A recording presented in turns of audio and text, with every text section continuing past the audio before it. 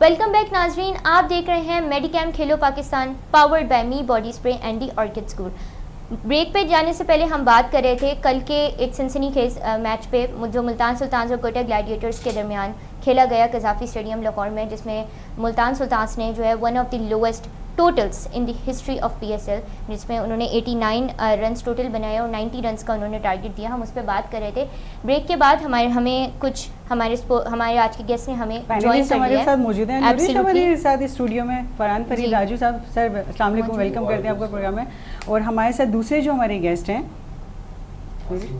आसिम खान, ये भी sports analyst है। सर अस्सलाम वालेकुम, वेलकम करते हैं आपको प्रोग्राम में। सर कैसे? ठीक है। और तमाम सेट टीवी देखने वाले नाज़रीन को मेरा यानी मोहम्मद आसिम खान का सलाम पहुंचे। वालेकुम अस्सलाम सर, और we are very thankful to you कि आपने अपने कीमती वक्त से हमें नवाजा आज के प्रोग्राम के लिए। और आज का मैच भी इतना ही इंपॉर्टेंट है। आज के मैच पे हम बात करेंगे क्योंकि लाहौर कलंदर्स और इस्लामाबाद यूनाइटेड के दरमियान आज रात 8 बजे कज़ाफ़ी स्टेडियम लाहौर में ये मैच खेला जाना है। और इस मैच से पहले थोड़ा पॉइंट्स टेबल पे भी अगर हम डिस्कशन करना चाहें तो पॉइंट्स टेबल की बहुत ही एक इंटरेस्टिंग सी सिचुएशन आ गई है और अभी सारी चेंजिंग्स हो गई हैं। बिल्कुल इस्लामाबाद यूनाइटेड जो है अभी हमारे पास बिल्कुल टॉप पे हमें दिखाई दे रही है। उन्होंने अभी तक कोई मैच नहीं हारा इस सीजन और 10 पॉइंट्स के साथ पहली बिल्कुल एब्सोल्युटली 5 में से 5 मैच जीते हैं। कोयटा ग्लैडिएटर सेकंड नंबर पे है। उसके बाद फिर हमारे पास लाहौर कलंदर्स और कराची किंग्स, जिनका मुकाबला जो है वो PSL इल क्लासिको जिसको कहा जाता है, वो हमारे पास तीसरे और चौथे नंबर पे हैं। और पेशावर ज़ल्मी और मुल्तान सुल्तान्स की थोड़ी नाजुक सूरत हाल लग रही है। सबसे ज़्यादा तो मुल्तान की, लेकिन पेशावर ज़ल्मी हमारे पास 5वीं पोजीशन पर है और मुल्तान सुल्तान्स जो है 6ठी पोजीशन पर है। अगर आप देखिए कि पोजीशन में काफ़ी चेंज है। सेकंड पोजीशन पर हमने देखा था कि कराची किंग्स है, अब जो कि कोयटा ग्लैडिएटर्स है। आपने देखा कि किस तरीके से पोजीशन चेंज होती है जैसे जैसे PSL आगे बढ़ता जा रहा है। तो हम फरहान फरीद राजू साहब क्या कहेंगे? आप कल के मैच के हवाले से बहुत डिस्कस कर रहे थे हम लोग, क्योंकि मुल्तान की जो टीम के बारे में हम बात कर रहे थे, हम सही बात कर रहे थे कि वो शायद खेलने के मूड में भी नहीं है या वो चाह ही नहीं रही आगे बढ़ना। क्या कहेंगे आप, मतलब क्या हो रहा है? देखिए, मुल्तान के लिए ये सीज़न बहुत ज़्यादा मायूसकुन रहा है और जिस अंदाज से 2 फाइनल खेले मुल्तान ने, जिस अंदाज से पिछले 3 सीज़न खेल रही थी मुल्तान, बिल्कुल आउट ऑफ कलर नज़र आ रही है। इसकी बहुत बड़ी वजह रिजवान की पहले बैच में सेंचुरी बनाने के बावजूद भी उनकी इस तरह की परफॉर्मेंस के 100 के स्ट्राइक रेट से खेलने।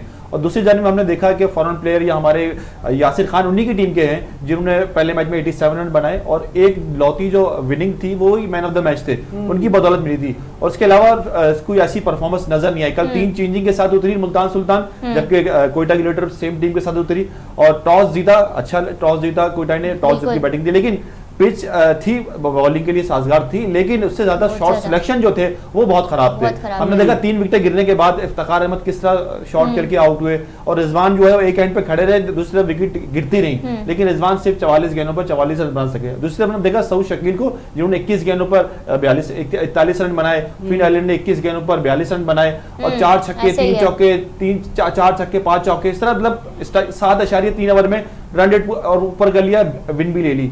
तो रिजवान को अब टाटा बाय बाय कह देना चाहिए T20 क्रिकेट से। ये अब काफी टाइम से बोल रहे हैं, हर प्रोग्राम में अब ये बोलते हैं कि रिजवान को थोड़ा चेंज करना चाहिए अपने। देखिए वो ओपनर से नीचे आने के लिए तैयार नहीं है और ओपनर की जो कंडीशन है, जिस अंदाज से ओपनर को खेलना चाहिए उस अंदाज से वो खेल नहीं रहे। क्योंकि हम देख रहे हैं कि मुल्तान सुल्तान्स की जो टीम है वो वाहिद टीम है जिनके पास बाहर से कोचेस आए हुए हैं। और मतलब जो हमारे पास कैथरीन डाल्टन, एलेक्स हार्टली, ये बड़े नाम है। दी 100s में इन्होंने दी 100 जो UK में हम देखते हैं कि उनकी क्रिकेट के हिसाब से उन्होंने काउंटी क्रिकेट में बहुत रोल अपना प्ले किया। उसके बावजूद हम देख रहे हैं कि बॉलिंग भी नहीं चल रही, बैटिंग भी नहीं चल रही।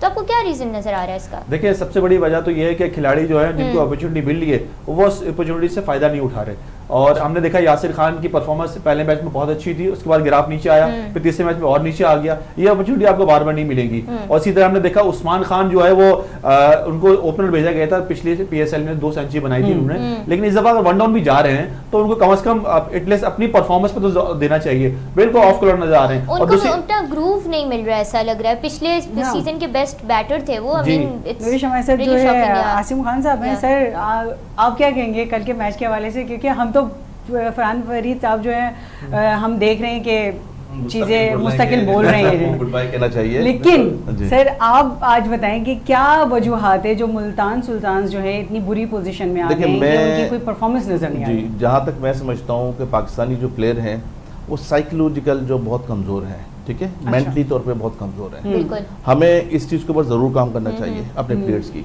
जब हम फतह हासिल कर रहे होते हैं तो हमसे बड़ा कोई प्लेयर नहीं होता है, और जब हमें शिकस्त मिल रही होती है तो हम बिल्कुल जो है ना डाउन चले जाते हैं।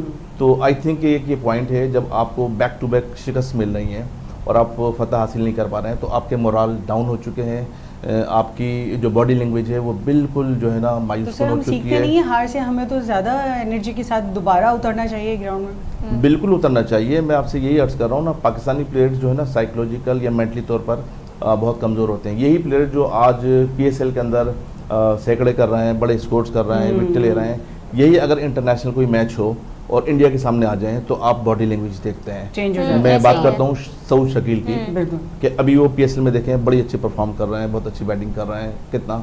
यही जब इंडिया के खिलाफ मैच हो रहा था तो उनकी बॉडी, उन्होंने गो के 60-65 रन किए थे, बट बॉडी लैंग्वेज आप देखें ना क्या होती है, कितना खौफ नजर आता है प्लेयर्स के ऊपर।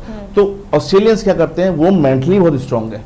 हमारे साथ अलमिया ये है कि हम मेंटली स्ट्रांग नहीं है, हमें इसकी क्लासेस देनी चाहिए अपने प्लेयर्स को, जो है ना इस चीज़ के लिए टीच करना चाहिए, गाइड करना चाहिए कि आप ऐसी काम नहीं हो रहा होता है, लेकिन आई थिंक कि उस जोरों शोर से नहीं होता जितनी जरूरत होती है, ठीक है। प्रोफेशनल लड़के हैं, आप क्लासेस दिलवा रहे हैं उनको, क्लासेस से मुराद ये नहीं, क्लासेस से मुराद ये है कि आप जब ऐसी सिचुएशन के अंदर होते हैं ना तो आपको एक तो बैक होनी चाहिए। बैक से मुराद क्या होती है कि ऐसी सिचुएशन के अंदर आपको अपने आप से हार नहीं मानी है। आप मैच जरूर आ रहे हैं लेकिन आप हार ना माने, आप अपने आप को शिकस्त खुर्दा ना समझे, होता है गेम का हिस्सा। लेकिन आप जिस अंदाज में जाते हैं, जो आपका नेचुरल गेम है वही गेम खेलें। आप देखें ना ऑस्ट्रेलिया, इंडिया क्या कर रही है, नेशनल गेम खेल रहे होते हैं ना, तो ये हमारे लड़के नहीं कर रहे होते। यहाँ पे इनको शिकस्त हो रही है, बॉडी लैंग्वेज डाउन हो जाती है, और मेंटली तौर पर जब ग्राउंड में आते हैं बैटिंग करने के लिए तो इतना प्रेशर लिया होता है, तो एक आम बॉलर भी उनको बड़ा भारी बॉलर लग रहा होता है। PSL चल रहा है ना, PSL में तो तमाम 6 की 6 टीम्स हैं, प्रेशर तो हर मैच में सब पर आ रहा होता है। लेकिन मुल्तान सुल्तान्स और कोयटा के जो मैच हमने देखा उसमें लगा कि वन साइडेड है बिल्कुल।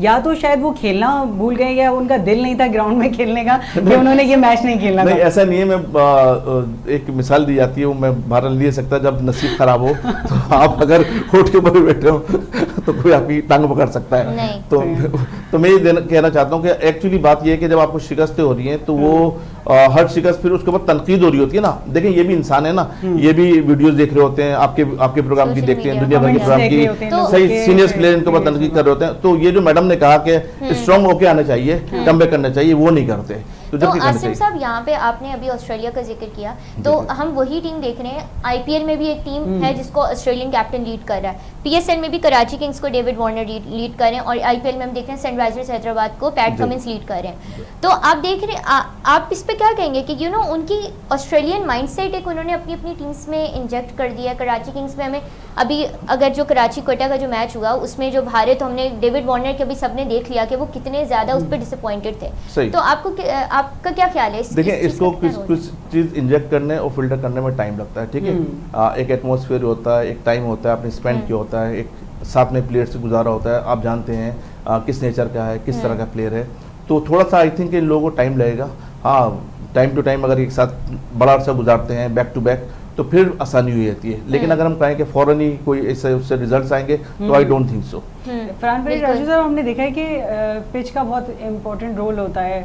बात कर रहे थे बॉलिंग के लिहाज से बहुत बेहतरीन है या बैटिंग के लिहाज से बहुत बेहतरीन है, लेकिन कल तो दोनों ही नहीं चली। तो आप क्या समझते हैं कि मतलब इसमें कुछ था वेदर का, या इस तरह से पिच या बॉलिंग के हवाले से क्या वीकनेस थी जो सबसे ज़्यादा आपको लगा होगा कि ये पॉइंट ख़त्म हो जाए तो मुल्तान सुल्तान्स जो है वो जीत सकता था? देखिए, पिच में जो चीज़ थी वो दोनों टीमों के लिए थी। हाँ, टॉस जीत का फायदा उठाया उन्होंने, और आपको पता है कि इस PSL के अंदर कोयटा की जो 4 पेसर हैं उन्होंने कमाल दिखाया हुआ है। मोहम्मद आमिर जो है शुरू में आ रहे हैं, उसके बाद जहां मौका मिला फ़हीम अशरफ को 5 विकेट ले गए।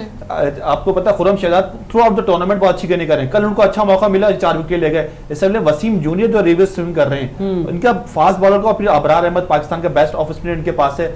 और आपने बात की हार और जीत की, तो रन इतने थे नहीं कि उनके पास ऐसी बॉलिंग जरूर थी, पेसर मौजूद थे, लेकिन रन बोर्ड पे सिर्फ 89 बनाए थे। 9-0 तक पहुंचना सऊद शकील को पता था कि 9-0 पे किस तरह पहुंचना है, बहुत आसान रास्ता था। वो कराची के बंदे वो आराम से बगैर किसी विकेट के नुकसान के पहुंच गए। देखा कि कल जो एक कैच भी छूटा और बहुत इजी कैच था, मतलब हमने देखा कि वो उससे ज्यादा इजी हो नहीं सकता था। Khurram Shahzad was very brilliant yesterday, उन्होंने 4 विकेट्स लिए, 23 रन देखे तो मतलब it was also the player of the match. तो काफी चीजें हमें अप्स एंड डाउन्स देखने को मिले थे। बिल्कुल, आज जैसे आसिम ने बात की मेंटली तौर पर, कल हमें मैच खुरम शहजाद मेंटली तौर पर काफी स्ट्रांग नजर आई, थोड़ी सी मार पीटी, लेकिन उन्होंने 28 रन देके जो है वो 4 विकेटें हासिल कर ली। और आपने बात की हार जीत की, देखें 14 साल का बच्चा है, बच्चा ही होता है 14 साल का, सूर्यवंश आईपीएल के अंदर उसने पहले मैच में अपना जब डेब्यू किया पहली गेंद में छक्का लगाया, उसने दिखाया कि मेरे एग्रेशन कितना है और मैं कितना ज्यादा मोटिवेट होकर आया हूं। उसके बाद जब वो 35 रन बना के आउट होकर वापस जा रहा था, वो रो रहा था, वो बच्चा था कि मैं अपनी टीम को विन नहीं करा सका, फिनिश नहीं कर सका। और यहाँ